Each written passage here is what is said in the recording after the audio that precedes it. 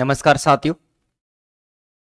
हिंदी शिक्षण विधियां पढ़ रहे थे और हिंदी शिक्षण विधियों के अंतर्गत दोस्तों लास्ट क्लास के अंतर्गत हमने आगमन विधि का अध्ययन कर लिया था।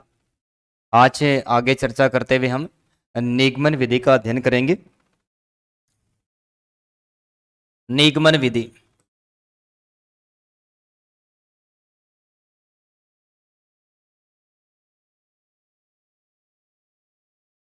दोस्तों निगमन विधि के अंतर्गत इसका जो प्रतिपादक है संस्कृत व्याकरण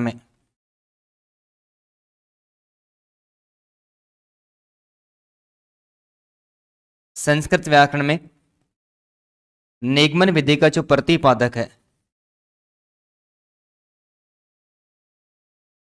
वो महर्षि पाणिनि को माना जाता है।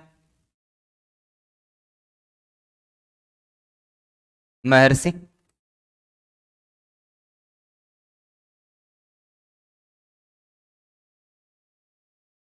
पाणिनि को माना जाता है।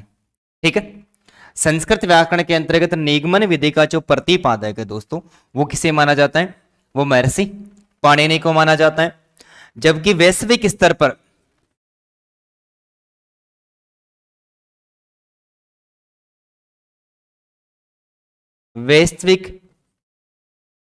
पर जो प्रतिपादक है, वैश्विक स्तर पर इसका जो प्रतिपादक है वो दोस्तों अरस्तु एवं प्लेटो को माना जाता है। अरस्तु एवं प्लेटो को, किसको?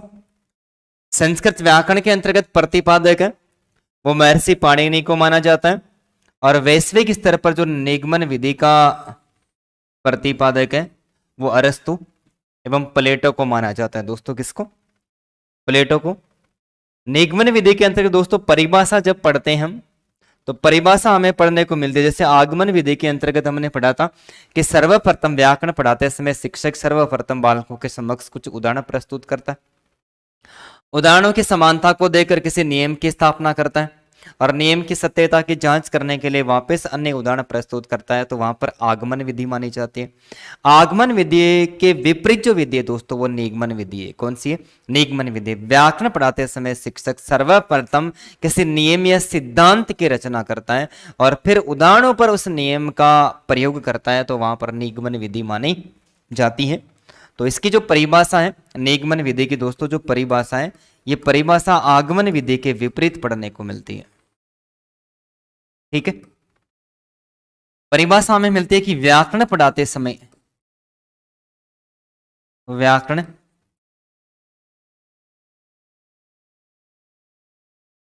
पढ़ाते समय व्याकरण पढ़ाते समय यदि कोई शिक्षक व्याकरण पढ़ाते समय यदि कोई शिक्षक बालकों के समक्ष यदि कोई शिक्षक बालकों के समक्ष बालकों के समक्ष सर्वप्रथम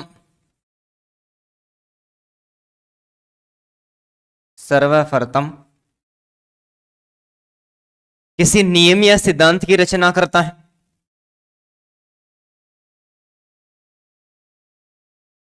नियम या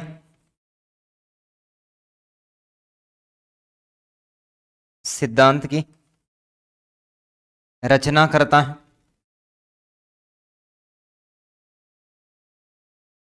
तथा फिर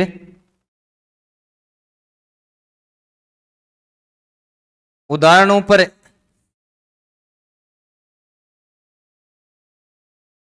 उस नियम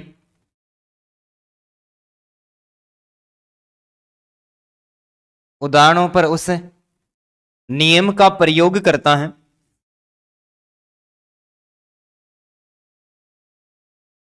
नियम का प्रयोग करता है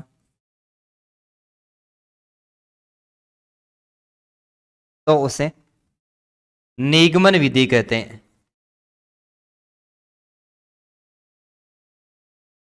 तो उसे क्या कहते हैं दोस्तों? निगमन विधि कहते हैं। ठीक है। निगमन विधि के अंतर्गत अध्यापक व्याकरण पढ़ाता है तो सर्वप्रथम क्या करता है, सर्वप्रथम किसी नियम या किसी सिद्धांत की रचना करता है।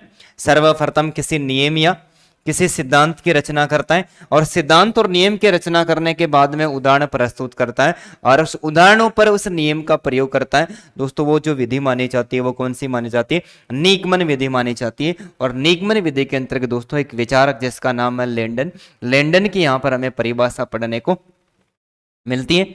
निगमन विधि को परिभाषित करते हुए लेंडन कहता है कि निगमन विधि में पहले परिभाषा या नियम को स्पष्ट किया जाता है, उसके पश्चात अर्थ की व्याख्या की जाती है और उसमें तथ्यों व उदाहरणों का प्रयोग करके उसे पूर्ण स्पष्ट किया जाता है। लेंडन के अनुसार परिभाषा पढ़ने को मिलती है दोस्तों। लेंडन के अनुसार ये कहता है कि निगमन विधि में, निगमन विधि में सर्वप्रथम सर्वप्रथम किसी परिभाषा, सर्वप्रथम किसी परिभाषा या नियम को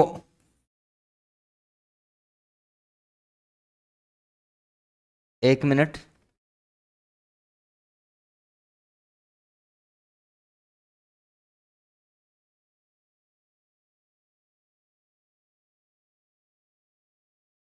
सर्वप्रथम किसी परिभाषा या नियम को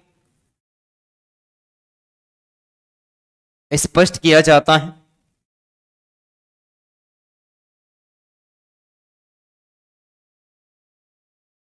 तथा उसके पश्चात अर्थ की व्याख्या की जाती है।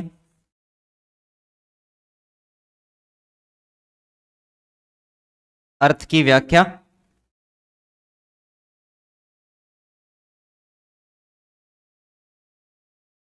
की जाती है। लेंडन स्वीकार करता है कि निगमन विधि में सर्वप्रथम क्या किया जाता है दोस्तों, सर्वप्रथम किसी परिभाषा या नियम को स्पष्ट किया जाता है, उसके बाद में अर्थ की व्याख्या की जाती है और व्याख्या करने के बाद में तथ्य या उदाहरणों का प्रयोग करके तथा तथा इसके बाद तथ्यों या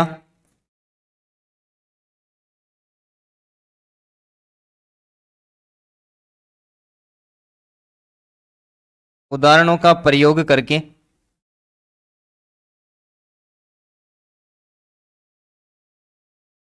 नियमों को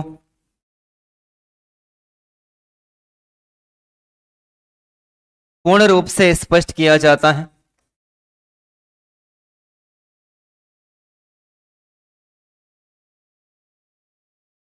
पूर्ण रूप से स्पष्ट किया जाता है।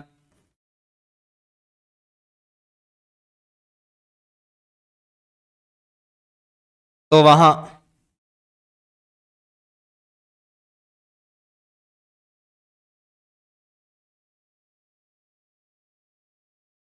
निगमन विधि मानी जाती है।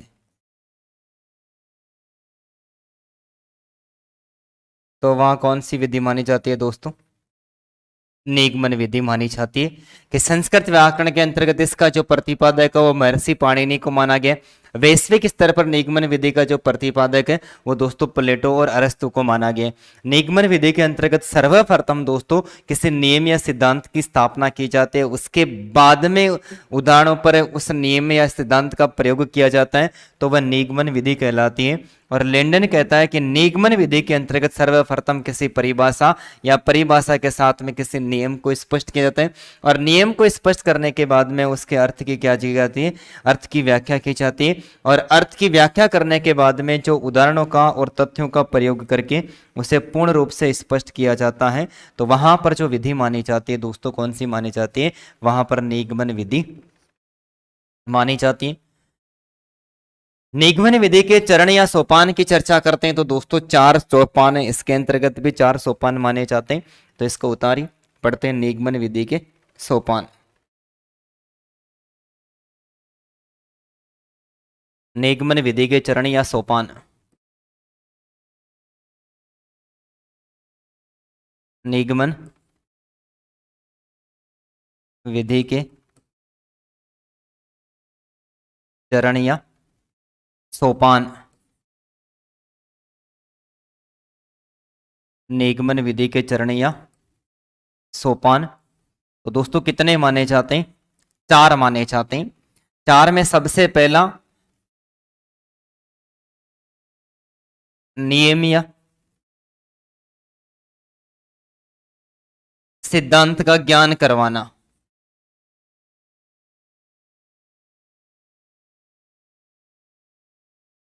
व्याकरण पढ़ाते समय एक शिक्षक क्या करता है दोस्तों? सर्वप्रथम एक शिक्षक सर्वप्रथम विद्यार्थियों को किसी नियम या नियम के साथ में सिद्धांतों का क्या करवाता है? ज्ञान करवाता है। और उसके बाद में नियम या सिद्धांत का उदाहरणों पर प्रयोग करता है। नियम या सिद्धांतों का नियम या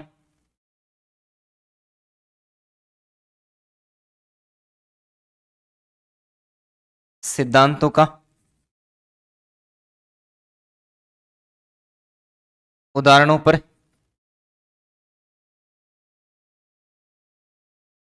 प्रयोग करता है। नियम या सिद्धांतों का नियम या सिद्धांतों का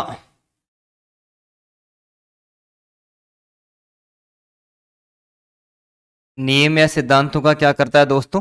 उदाहरणों पर प्रयोग करता है। और प्रयोग करने के बाद में क्या करता है दोस्तों? तुलना करता है। और तुलना करने के बाद में सत्यापन या पुष्टि करता है।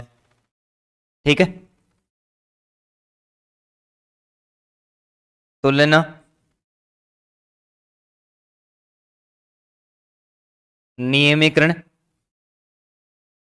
या फिर सामान्यकरण करता है। और सामान्यकरण करने के बाद में दोस्तों क्या करता है? पुष्टि करता है। पुष्टि या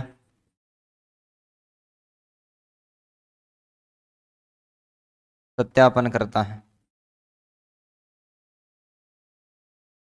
पुष्टि या सत्यापन करता है। तो इस आधार पर निगमन विधि के भी दोस्तों कितने? निगमन विधि के भी 4 चरण या सोपान माने जाते हैं। और आगमन विधि के भी कितने? 4 चरण या सोपान। आगमन विधि के अंतर्गत हमने पढ़ा था कि सबसे पहले उदाहरण प्रस्तुत किए जाते हैं और फिर उदाहरण प्रस्तुत करने के बाद में उस उदाहरणों की समानता को देकर नियम प्रस्तुत किए जाते हैं और नियमों के बाद में फिर सामान्यकरण और तुलना की जाती है और अंत में सत्यापन और पुष्टि। लेकिन ये आगमन विधि के विपरीत है। तो निगमन विधि के अंतर्गत दोस्तों सबसे पहले किसी नियम या सिद्धांत का ज्ञान करवाया जाता है, उसके बाद में उदाहरणों पर उसका प्रयोग किया जाता है, उसके बाद में समानता देखी जाती है और अंत में सत्यापन या पुष्टि कर दी जाती है। तो आगमन विधि के भी 4 चरण या 4 सोपान माने जाते हैं और निगमन विधि के भी कितने? 4 चरण या 4 सोपान माने जाते हैं। इसके बाद में पढ़ते हैं निगमन विधि के शिक्षण सूत्र।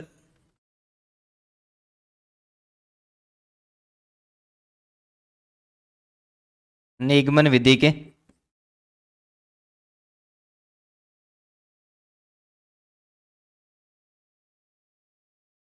शिक्षण सूत्र। दोस्तों आगमन विधि जब पढ़ रहे थे उस समय भी हमने चर्चा करी थी कि आगमन विधि के जो आगमन विधि के नियम या सूत्र पढ़े उनको यदि विपरीत कर दिया जाता है तो वहां पर जो शिक्षण विधि मानी जाती है। आगमन विधि के अंतर्गत हमने सबसे पहला सूत्र पढ़ा था उदाहरण से नियम की ओर की। आगमन में पहले उदाहरण प्रस्तुत किया जाता है और उसके बाद में नियम का प्रयोग किया जाता है। यहां पर नियम से उदाहरण की ओर सूत्र शिक्षण सूत्र नियम से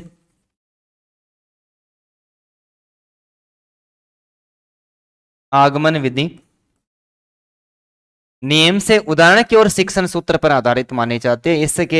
इससे निगमन विधि के अंतर्गत सबसे पहले नियमों की स्थापना की जाती है और फिर उदाहरणों पर इसका प्रयोग किया जाता है।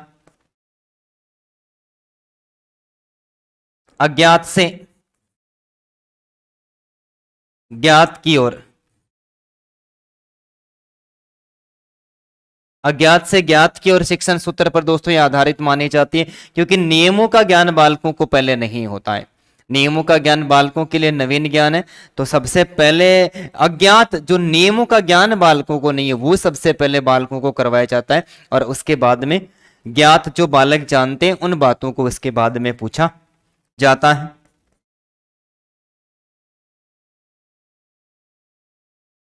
प्रमाण से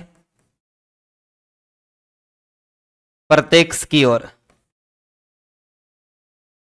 यानी जो विषय वस्तु चिंतन के माध्यम से विकसित होती है, चिंतन बालकों को पहले करवाया जाता है और प्रत्यक्ष ज्ञान है वो बालकों को बाद में दिया जाता है। तो ये है प्रमाण से प्रत्यक्ष की ओर। इसके अलावा सूक्ष्म से स्थूल की ओर, सूक्ष्म से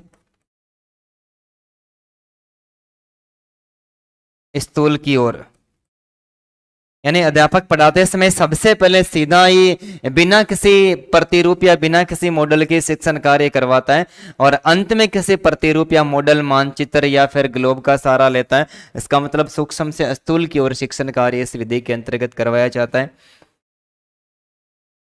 अमूर्त से मूर्त की ओर, अमूर्त से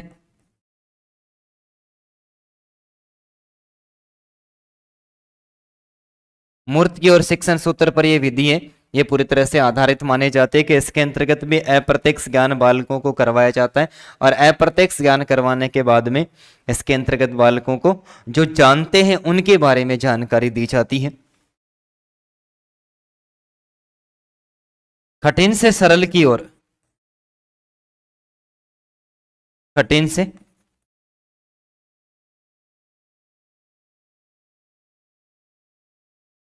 सरल की ओर शिक्षण सूत्र पर आधारित माने जाते हैं। कठिन बातें पहले बताई जाती हैं और उसके बाद में सरल बातों का उल्लेख विद्यार्थियों के सामने बाद में किया जाता है।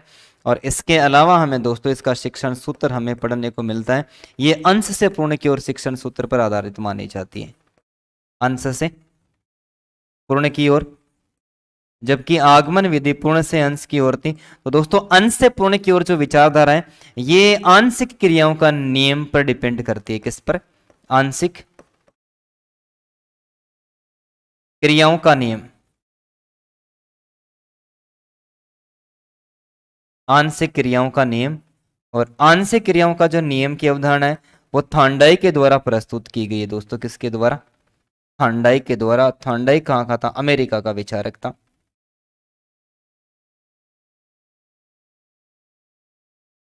तो निगमन विधि के अंतर्गत विषय वस्तु को सर्वप्रथम पूर्ण रूप से प्रस्तुत नहीं किया जाता है।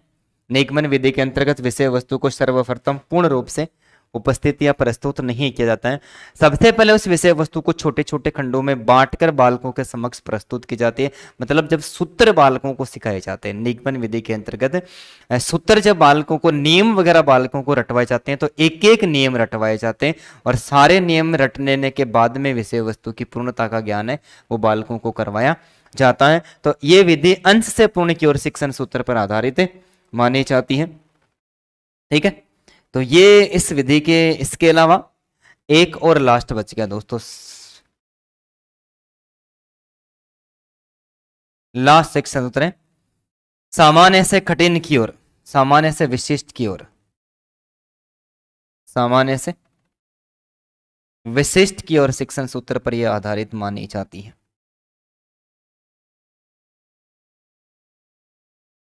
सामान्य से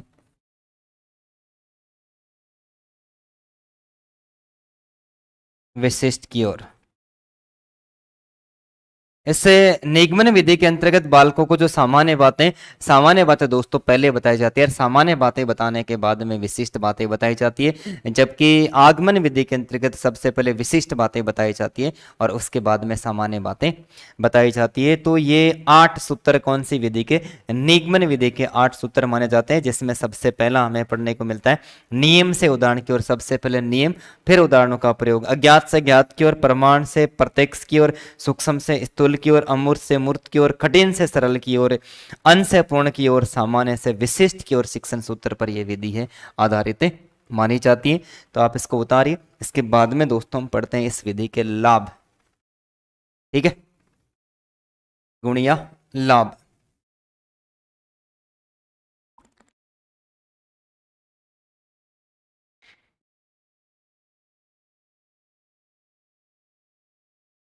निगमन विधि के गुणिया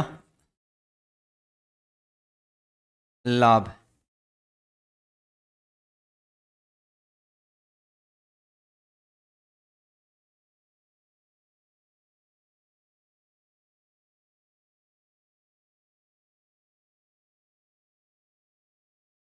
निगमन विधि के गुणिया लाभ। और गुणिया लाभ में दोस्तों सबसे पहले हमें पढ़ने को मिलता है कि उच्च स्तर पर,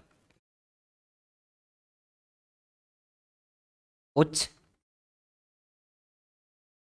स्तर पर शिक्षण कार्य करवाने की ये उपयोगी विधि मानी जाती है। उच्च स्तर पर व्याकरण पढ़ाने की, उच्च स्तर पर व्याकरण पढ़ाने की, उच्च स्तर पर व्याकरण पढ़ाने की सर्वश्रेष्ठ विधि मानी जाती है।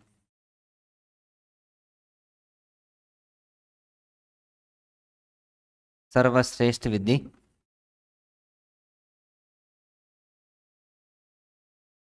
मानी जाती है। जबकि आगमन विधि में हमने ये पढ़ा था कि प्राथमिक स्तर पर शिक्षण की सर्वश्रेष्ठ विधि पूछी जाती है एग्जाम में, तो आगमन विधि, और उच्च स्तर पर शिक्षण की सर्वश्रेष्ठ विधि मानी जाती है तो दोस्तों निगमन विधि है। साधारण शिक्षक भी इस विधि से पढ़ा सकता है। साधारण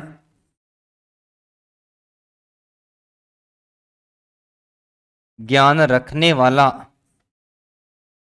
शिक्षक भी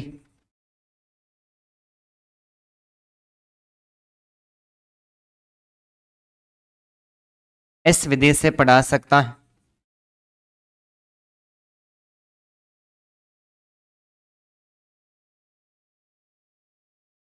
साधारण ज्ञान रखने वाला शिक्षक भी दोस्तों इस विधि से पढ़ा सकता है।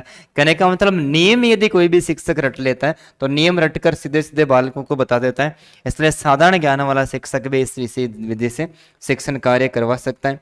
इस विधि में शिक्षण कार्य करवाते समय शिक्षण कार्य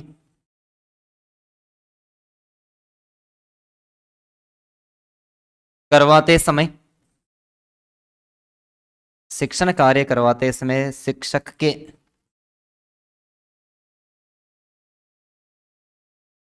के समय व परिश्रम समय एवं परिश्रम की बचत होती है। सूत्रों के माध्यम से पढ़ाता है, नियमों के माध्यम से, तो समय भी कम लगता है और समय के साथ में दोस्तों परिश्रम भी अध्यापक को कम करना पड़ता है। इसके अलावा पढ़ने में मिलता है पाठ्यक्रम समय पर पूरा हो जाता है। पाठ्यक्रम पाठ्यक्रम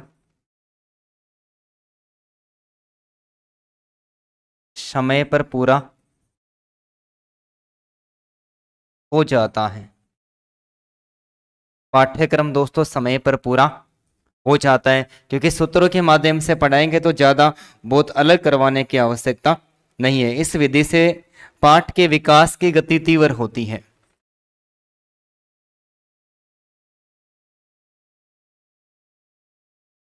इस विधि से पाठ के विकास की गति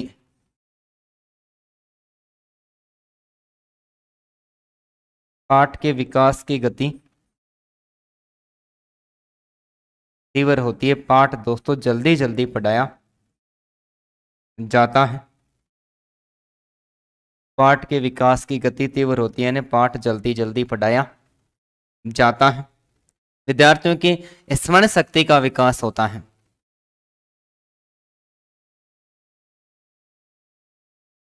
विद्यार्थियों की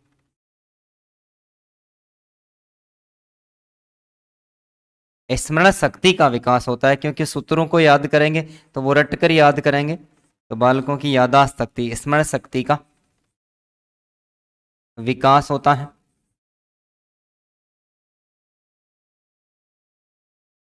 विद्यार्थियों की स्मरण शक्ति का दोस्तों इसके अंतर्गत क्या होता है? विकास होता है। इस विधि से शिक्षक व्याकरण शिक्षण में अधिक रुचि लेता है। इस विधि से शिक्षण कार्य करवाते समय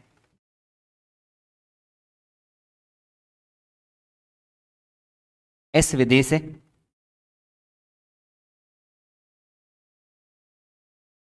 शिक्षण कार्य इस विधि से शिक्षण कार्य करवाते समय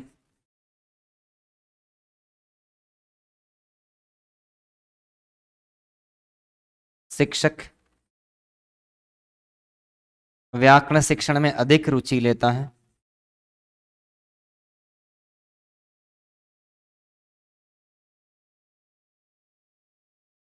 व्याकरण शिक्षण में अधिक रुचि लेता है।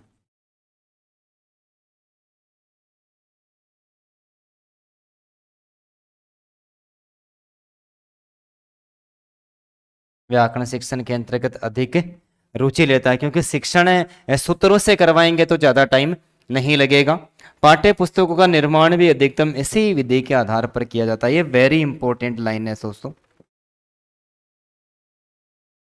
पाठ्यक्रम का निर्माण भी, पाठ्य पुस्तकों का निर्माण भी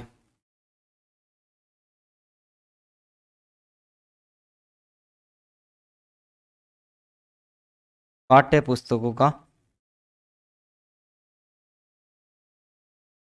निर्माण भी इसी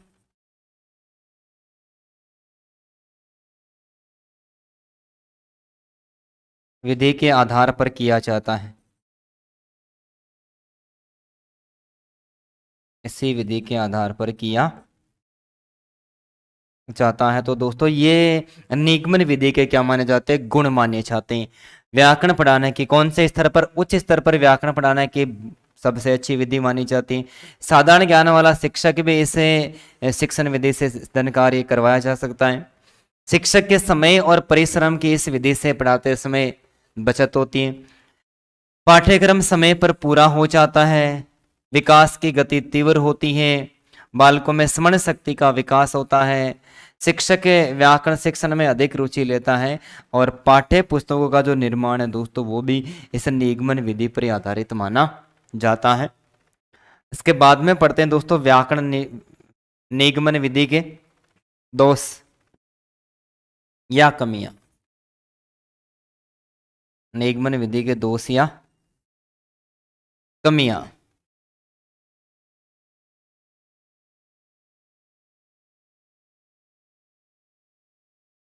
निगमन विधि के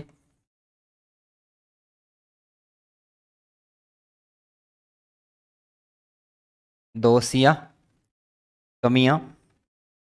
और दोष और कमियों में दोस्तों सबसे पहले हमें यही पढ़ने को मिलता है कि उच्च स्तर पर शिक्षण के लिए सर्वश्रेष्ठ विधि है, तो प्राथमिक स्तर पर शिक्षण के लिए उपयुक्त विधि नहीं है।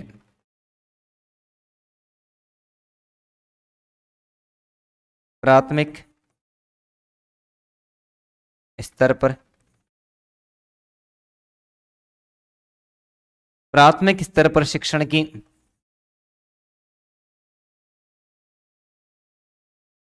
उपयुक्त विधि नहीं है।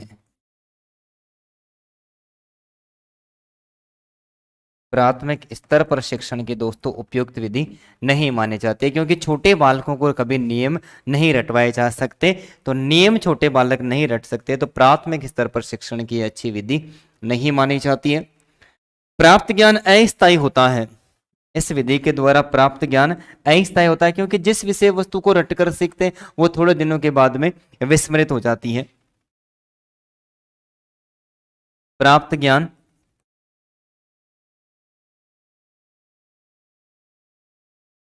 अस्थायी होता है। प्राप्त ज्ञान है दोस्तों वो स्थायी नहीं होता है।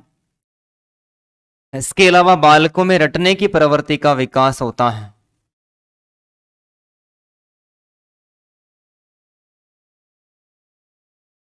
बालकों में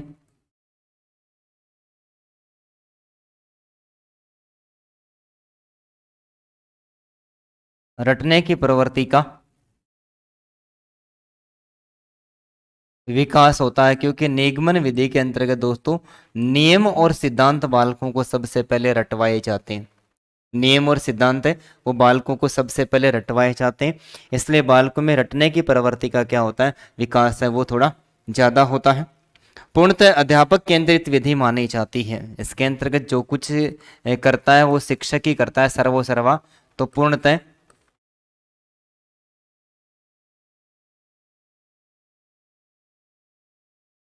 अध्यापक केंद्रित विधि मानी जाती है,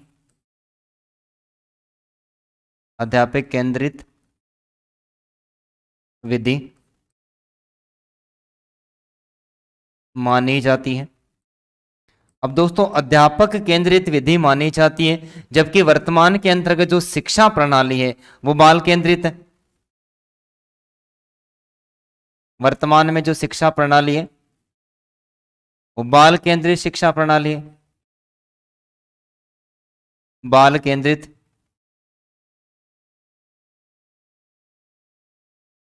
शिक्षा प्रणाली है।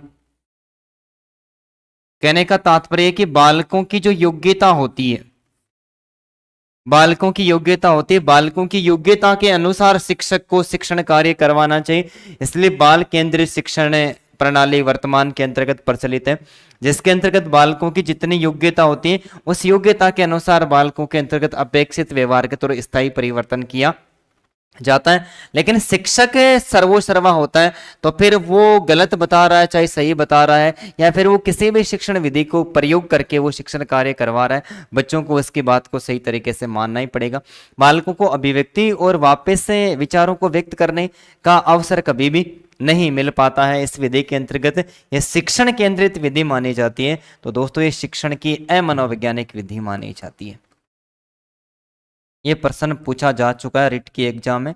निगमन विधि शिक्षण की वैज्ञानिक है या फिर अवैज्ञानिक है, तो दोस्तों ये शिक्षण की अवैज्ञानिक यानी अमनोवैज्ञानिक, क्योंकि मनोवैज्ञानिक तथ्यों के आधार पर यदि चर्चा करते हैं तो पहले नियम कभी भी नहीं सीखा जाते, अमनोवैज्ञानिक विधि मानी जाती है।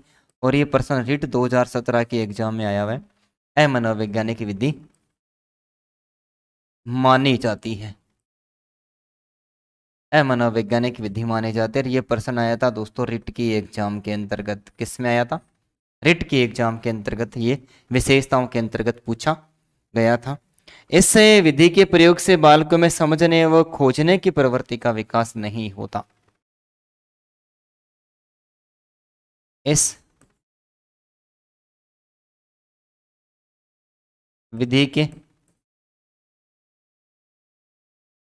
प्रयोग से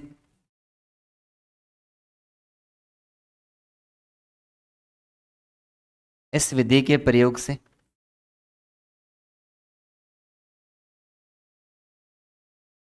बालकों में विषय वस्तु को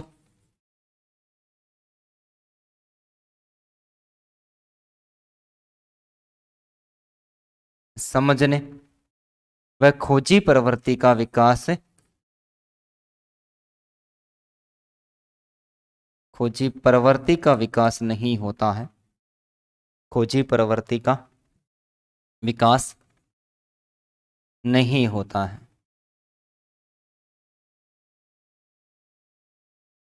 खोजी प्रवृत्ति का जो विकास है वो दोस्तों इस विधि के द्वारा नहीं होता है। तो ये 6 इस विधि के क्या माने गए दोस्तों, दोष माने गए।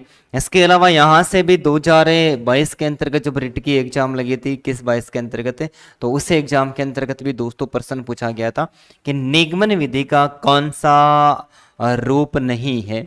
निगमन विधि के, आगमन विधि के भी 2 रूप माने जाते थे, जिसमें हमने पढ़ा था एक प्रयोग प्रणाली, और प्रयोग के साथ में हमने पढ़ा था दोस्तों एक सहयोग या साचार्य या फिर जो समवाय प्रणाली कहते हैं। और ये इस प्रकार की विधि की भी आगे चर्चा करेंगे। तो ठीक उसी प्रकार निगमन विधि के भी 2 रूप माने जाते हैं, एक सूत्र प्रणाली और एक पाठ्य पुस्तक प्रणाली।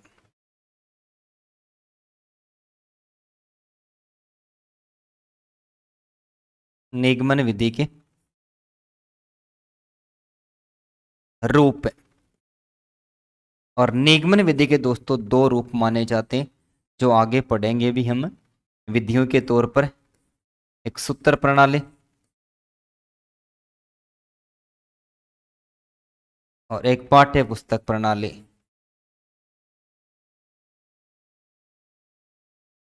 पाठ्य पुस्तक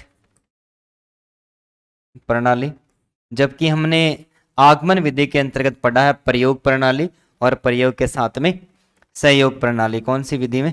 आगमन विधि में। तो दोस्तों याद रखिए, यहाँ से प्रश्न बनने की लगभग संभावना रहती है। आगमन विधि के अंतर्गत दो रूप माने जाते हैं, एक प्रयोग प्रणाली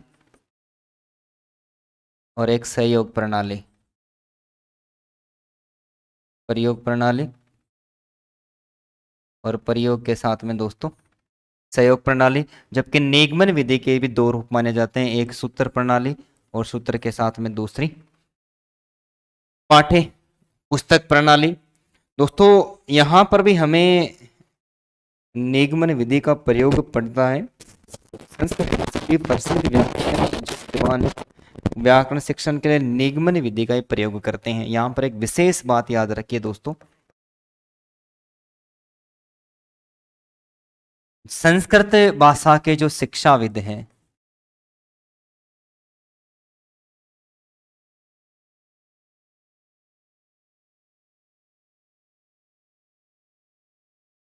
संस्कृत भाषा के व्याकरणों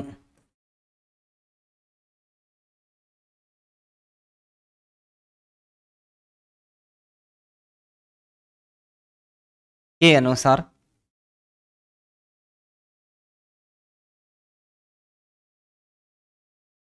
शिक्षण में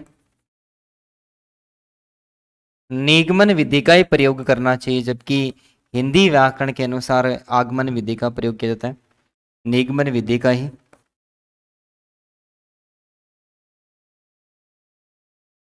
प्रयोग करना चाहिए, निगमन विधि का ही प्रयोग करना चाहिए, जिसके अंतर्गत चर्चा करते हैं दोस्तों महर्षि पाणिनि। महर्षि पाणिनि दोस्तों, महर्षि पाणिनि निगमन विधि के प्रयोग पर बल देते हैं। महर्षि पाणिनि निगमन विधि, जबकि कात्यायन की चर्चा करते हैं। कात्यायन दोस्तों, कात्यायन भी निगमन विधि के प्रयोग पर ही बल देते हैं। निगमन विधि पर ही प्रयोग बल देते हैं, जबकि महर्षि पतंजलि, यहां से भी इंपॉर्टेंट पर्सन बनने की संभावना रहती है। महर्षि पतंजलि दोस्तों, महर्षि पतंजलि निगमन से आगमन विधि की ओर बढ़ गए। निगमन से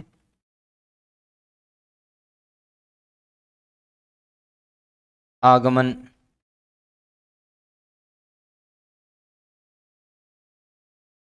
विधि पर बल देते हैं, निगमन से आगमन विधि पर बल देते हैं।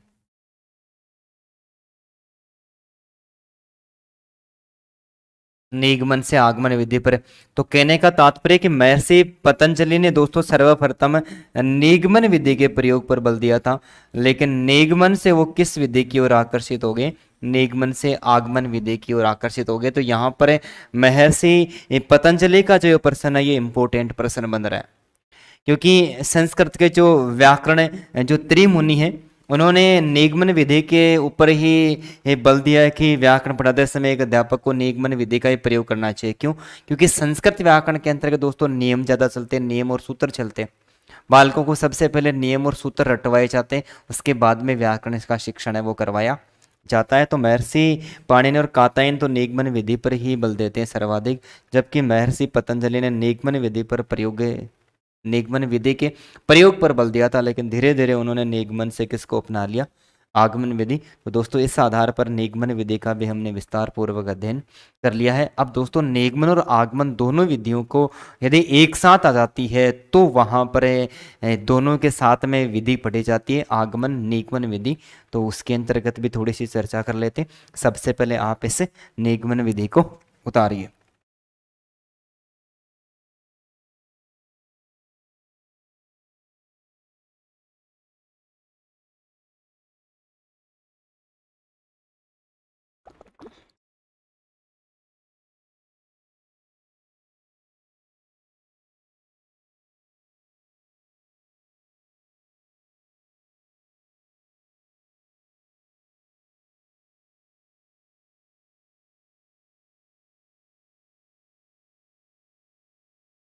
तीसरी विधि दोस्तों आगमन और निगमन विधि दोनों को साथ में,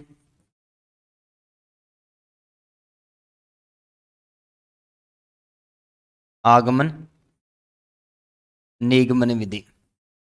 ठीक है दोस्तों, पहला प्रश्न ये बनता है कि ये व्याकरण शिक्षण की नवीनतम यानी आधुनिक विधि मानी जाती है, अर्वाचीन। यह है व्याकरण शिक्षण की, यह है व्याकरण शिक्षण की आधुनिक विधि मानी जाती है।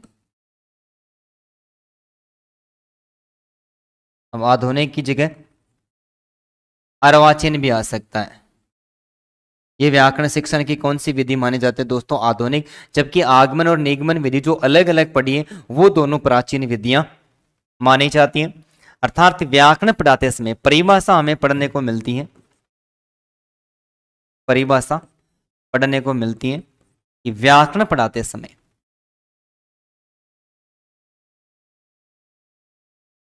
व्याकरण पढ़ाते समय जब कोई शिक्षक व्याकरण पढ़ाते समय जब कोई शिक्षक दोनों विधियों का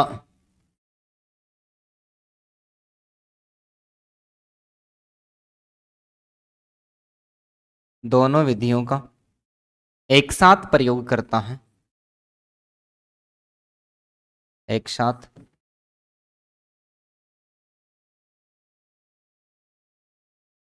एक साथ प्रयोग करता है,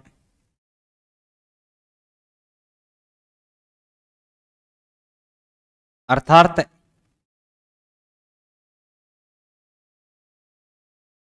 सर्वप्रथम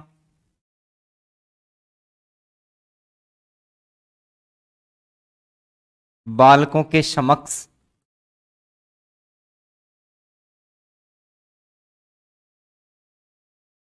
उदाहरण प्रस्तुत करता है,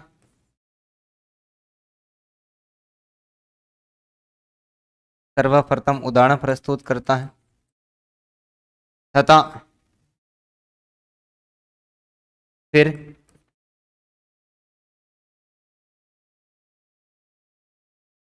नियम की स्थापना करता है,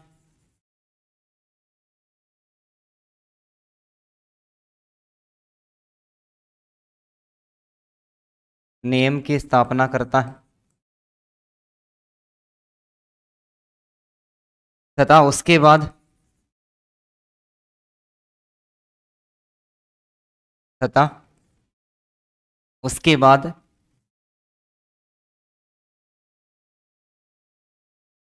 नियम से संबंधित अन्य उदाहरण प्रस्तुत करता है,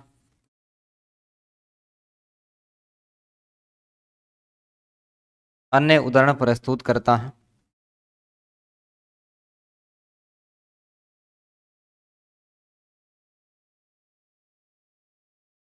तो वह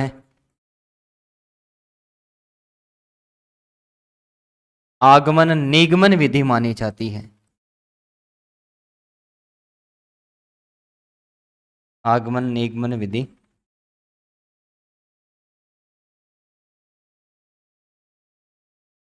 मानी जाती है दोस्तों। आगमन निगमन विधि है वो दोस्तों व्याकरण शिक्षण की आधुनिक विधि मानी जाती है। कौन सी मानी जाती है, व्याकरण शिक्षण की आधुनिक विधि मानी जाती है।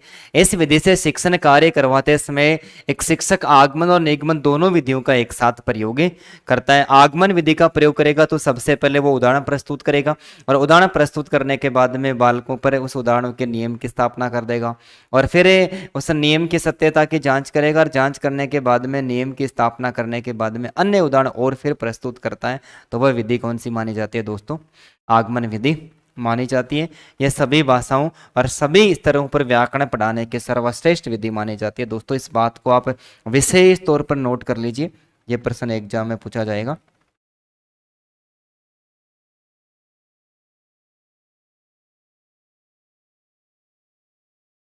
सभी भाषाओं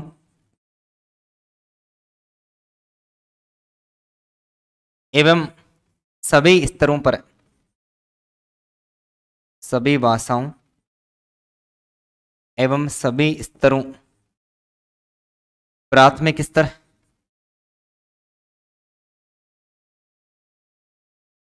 उच्च प्राथमिक स्तर,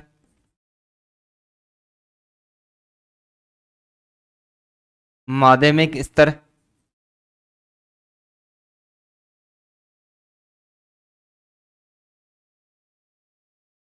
और उच्च माध्यमिक स्तर। दोस्तों सभी स्तरों पर, सभी स्तरों पर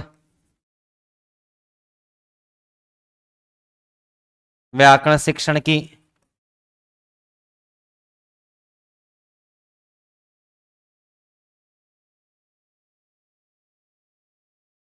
सर्वश्रेष्ठ विधि मानी जाती है। व्याकरण शिक्षण की सर्वश्रेष्ठ विधि, व्याकरण शिक्षण की सर्वश्रेष्ठ विधि दोस्तों मानी जाती है। ठीक है, सभी भाषाओं से हिंदी संस्कृत है, तो हिंदी संस्कृत भाषा, और इसके अलावा प्राथमिक स्तर, उच्च प्राथमिक, माध्यमिक और उच्च प्राथमिक सभी स्तरों पर व्याकरण शिक्षण की ये सर्वश्रेष्ठ विधि मानी जाती है, क्योंकि अध्यापक पढ़ाते समय उदाहरण और नियम या नियम उदाहरण दोनों में से किसी का भी प्रयोग कर सकता है। अब यहाँ पर दोस्तों मैं प्रश्न पूछेगा तो थोड़ा सा कंफ्यूज करेगा, तो यहाँ पर देखो प्रश्न की चर्चा करते हैं। व्याकरण की सर्वश्रेष्ठ विधि है, प्रश्न पूछेगा व्याकरण की सर्वश्रेष्ठ विधि है। ठीक है, सबसे पहले विकल्प में आगमन,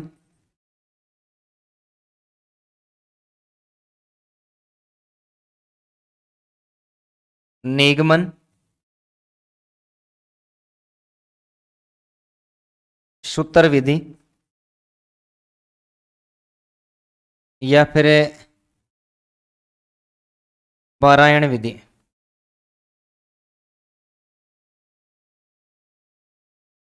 दोस्तों ये सारी विधियां व्याकरण शिक्षण की विधियां ही हैं, आगे चर्चा भी करेंगे इनकी। इसके अलावा प्रश्न वही है, विकल्प चेंज कर देता है।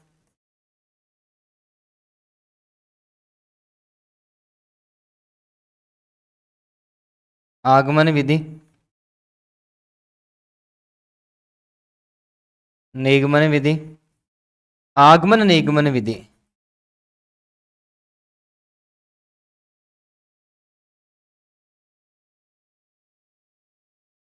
आगमन निगमन विधि, और चौथा विकल्प देता है कोई नहीं,